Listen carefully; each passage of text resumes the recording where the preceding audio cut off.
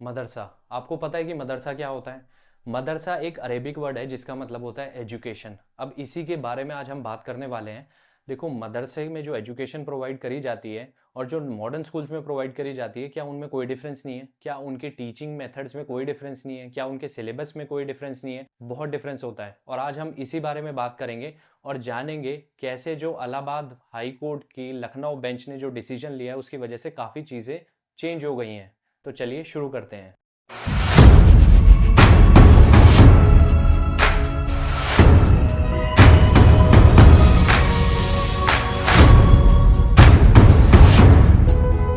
देखो, इंडिया में बहुत सारे मदरसे हैं। अब मदरसे का काम क्या होता है? जो मदरसा होता है वो स्कूलिंग के लिए होता है, यानी एजुकेशन प्रोवाइड करने के लिए होता है। देखो, 22 मार्च को इलाहाबाद हाई कोर्ट की लखनऊ बेंच ने एक बहुत बड़ा फैसला लिया।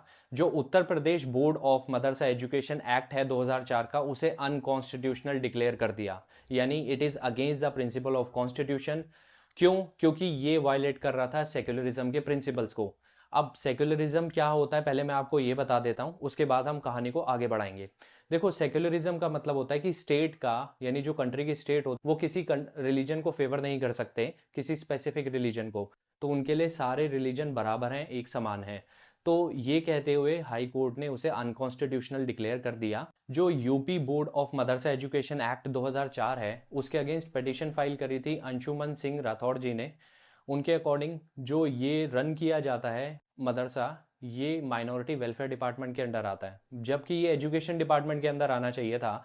तो मुझे समझ में नहीं आया कि ये डिस्टिंक्शन क्यों थी, और दूसरी चीज़ कि ये डिस्क्रिमिनेटरी है। अब ये डिस्क्रिमिनेटरी क्यों है? देखो, जो 2009 का एक्ट है, यानी आरटीई एक्ट था, right of children for free and compulsory education, उसके अंदर 2012 में एक अमेंडमेंट लेकर के आए थे। उसके अंदर जो वैदिक स्कूल से और मदरसे थे, उन्हें एक्सक्लूड कर दिया गया था इस प्रोविजन से। ऐसा क्यों किया गया? ऑलरेडी ये पिटीशन इसके अगेंस्ट डाल दी गई थी। अश्विनी कुमार साहब है, उन्होंने पिटीशन डाली थी, बट इसके अगेंस्ट अभी तक कोई भी एक्शन नहीं लिया गया, और सुप्रीम कोर्ट ने इसे रिफ्यूज़ कर दिया था एंटरटेन करने से। और ये कहा था क्योंकि ये अमेंडमेंट की वजह से, 2012 के अमेंडमेंट की वजह से ये डिसीजन लिया गया है, तो इसलिए इसमें अभी कोई चेंजेस नहीं हो सकते। अब जो ये Uttar Pradesh board of madrasa education act 2004 को किसने अनकॉन्स्टिट्यूशनल डिक्लेयर किया? देखो, दो जस्टिस हैं, एक है जस्टिस विवेक चौधरी और दूसरे हैं जस्टिस सुभाष विद्यार्थी। इन्होंने इसे अनकॉन्स्टिट्यूशनल डिक्लेयर करते हुए साथ में ये भी स्टेट गवर्नमेंट को आदेश दिया है कि जितने भी मदरसा के बच्चे हैं उन्हें आप फॉर्मल एजुकेशन में अकोमोडेट करिए। बट ये कैसे पॉसिबल होगा? ये थोड़ा सा डिफिकल्ट टास्क है, ये स्टेट गवर्नमेंट को देखना पड़ेगा। दूसरी चीज़, जो मदरसा में टीचर्स पढ़ाते थे, उनका, उनकी एम्प्लॉयमेंट का क्या होगा, उनकी जॉब का क्या होगा, इस पे भी ध्यान देना पड़ेगा। वैसे इस डिसीजन को अभी सुप्रीम कोर्ट में चैलेंज किया जाएगा, और उसके बाद देखते हैं कि क्या डिसीजन रहता है। देखो, कहानी स्टार्ट होती है 2023 में। 2023 में जो यूपी गवर्नमेंट है वो क्या करती है कि जितने मदरसे हैं, यानी इस्लामिक फाउंडेशनल स्कूल्स जो हैं, उनकी फंडिंग का पता लगाने के लिए एक स्पेशल इन्वेस्टिगेशन टास्क बनाती है, यानी एक एसआईटी का गठन करती है।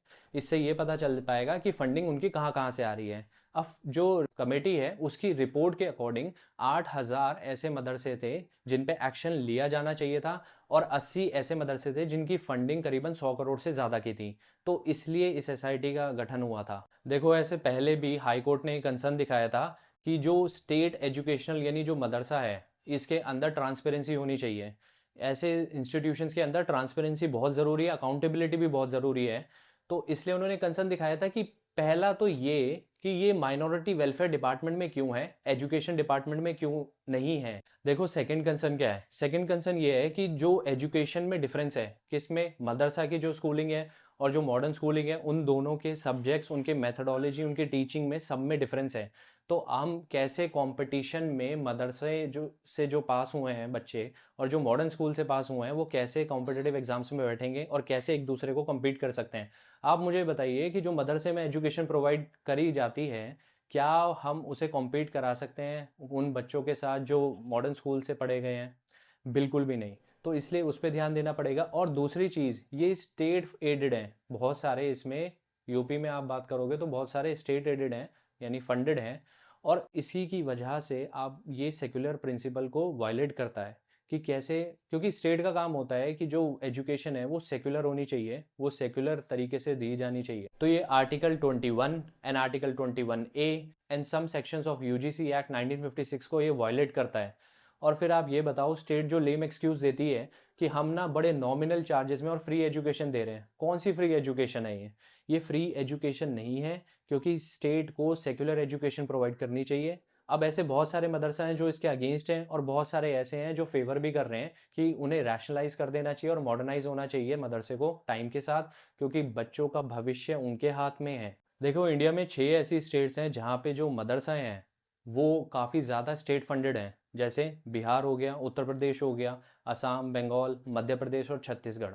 एक उत्तर प्रदेश में एक स्कीम भी आई थी, मदरसा मॉडर्नाइजेशन स्कीम। उसके तहत 479 करोड़ जो थे वो यूपी ने एलोकेट किए थे फॉर द मॉडर्नाइजेशन ऑफ मदरसा। और अगर मैं बात करूं मदरसा शिक्षा बोर्ड की, तो उसके अकॉर्डिंग 16,500 यूपी के अंदर रिकग्नाइज्ड मदरसे हैं, जिसमें से 558 ऐसे हैं जो टोटली डिपेंड करते हैं फंडिंग के लिए स्टेट के ऊपर। अगर मैं 2021 की बात करूं, तो मदरसा बोर्ड एग्जाम के लिए करीबन 1.62 लाख स्टूडेंट्स ने एनरोल किया था। अच्छा, बहुत सारे टीचर्स ये कहते हैं कि जो मदरसा है उसमें टेक्निकल अपग्रेडेशन नहीं हुआ, अभी तक मॉडर्नाइजेशन नहीं हुआ, और कुछ कुछ लोग कहते हैं।